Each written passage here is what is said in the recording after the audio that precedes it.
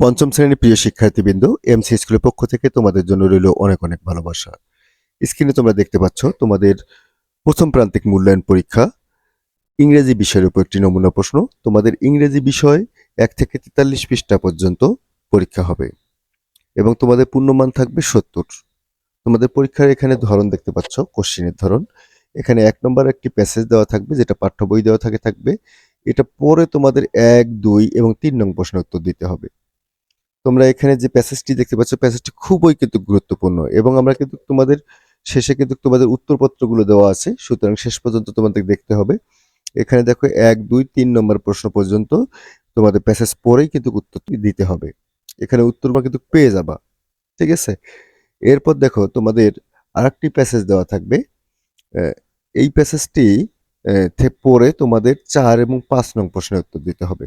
প্যাসেজটি আগে ভালো করে পড়বা, পড়ার পর এখান থেকে 4 এবং 5 নং প্রশ্নের উত্তর দিতে হবে। 4 নম্বর তোমরা দেখতে পাচ্ছ একটি কলাম দেওয়া থাকবে এবং 5 নম্বর তোমাদের শর্ট কোশ্চিন দেওয়া থাকবে, ঠিক আছে? এবং 6 নম্বর তোমাদের যে প্রশ্নটি থাকবে সেটা 6 নম্বর হচ্ছে তোমাদের কিছু ওয়ার্ড দেওয়া থাকবে, সেই ওয়ার্ড থেকে তোমাদের সেন্টেন্স তৈরি করতে হবে। 7 নম্বর থাকবে হচ্ছে ডাব্লিউএস ওয়ার্ড বা ডাব্লিউএস কোশ্চেন যেটাকে বলি। এখানে কিছু আন্ডারলাইন বা এখানে ব্লক আকারে তোমরা কালো ব্লক আকারে যে ওয়ার্ডগুলো দেখতে পাচ্ছ, এই ওয়ার্ডগুলো এরকমও থাকতে পারে, আন্ডারলাইনে থাকতে পারে। এইটা ধরে ধরে তোমাদের ডাব্লিউএস কোশ্চেনগুলো করতে হবে। 8 নম্বর তোমাদের দেখো এখানে ব্ল্যাঙ্কের মধ্যে কিছু ভার্ব দেওয়া আছে, যে ভার্বগুলো ব্র্যাকেটের মধ্যে দেওয়া আছে, এই ভার্বগুলো সঠিকটা লিখতে হবে, অর্থাৎ রাইট ফর্ম ভার্ব যেটাকে বলি আমরা। 9 নম্বরে তোমাদের একটা শর্ট কম্পোজিশন থাকবে। এই শর্ট কম্পোজিশন তোমরা দেখতে পাচ্ছ এখানে ইয়োর হোম ডিস্ট্রিক্ট, হ্যাঁ, 9 নম্বরে। আর 10 নম্বরে তোমাদের একটি লেটার দেওয়া থাকবে। তা আমরা উত্তরপত্রগুলো কিন্তু দেখতেছি যে তোমাদের যে প্রশ্নটি দেখলাম সেই প্রশ্নের উত্তরপত্রগুলো কিন্তু তোমরা এখান থেকে সংগৃহীত করে তোমরা প্র্যাকটিস করতে পারবা। তবে আমি বারবার বলতেছি তোমাদের পরীক্ষা যেহেতু 5 তারিখ শুরু হবে, সুতরাং 5 তারিখের আগে কিন্তু তোমাদের 1 থেকে 43 পৃষ্ঠা পর্যন্ত যে প্যাসেজগুলো আছে এই প্যাসেজগুলো তোমাদের ভালো করে পড়তে হবে। আর এখানে যে দুটি প্রশ্ন নিয়ে কথা বলবো, এই প্রশ্ন দুটি খুবই গুরুত্বপূর্ণ। অবশ্যই অবশ্যই এই দুটি প্রশ্ন তোমরা পড়বা, কারণ এই দুটি প্রশ্ন কিন্তু ম্যাক্সিমাম প্রাইমারি স্কুলগুলোতে এসে যাবে এবং যারা প্রাইভেট স্কুলগুলো পড়ো তাদের মধ্যেও কিন্তু এই প্যাসেজ দুটি খুবই গুরুত্বপূর্ণ। এখন আমরা দেখব এটা 1 নম্বর প্যাসেজের যে প্রশ্নের উত্তর চলে গেল। এখন 2 নম্বর প্যাসেজটি তোমরা দেখতে পাচ্ছ এখানে।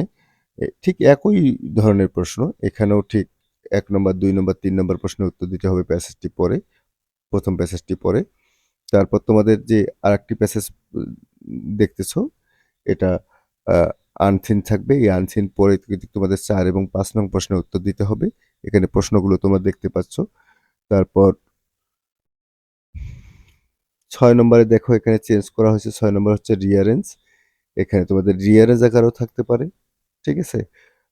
7 নম্বর দেখো পাংচুয়েশন মার্ক।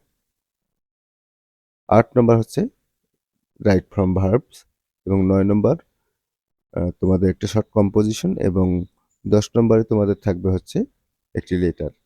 এখানে উত্তরগুলো কিন্তু দেওয়া আছে, প্রতিটি উত্তর তোমরা এখান থেকে সংগ্রহ করে নিয়ে প্র্যাকটিস করতে পারবা।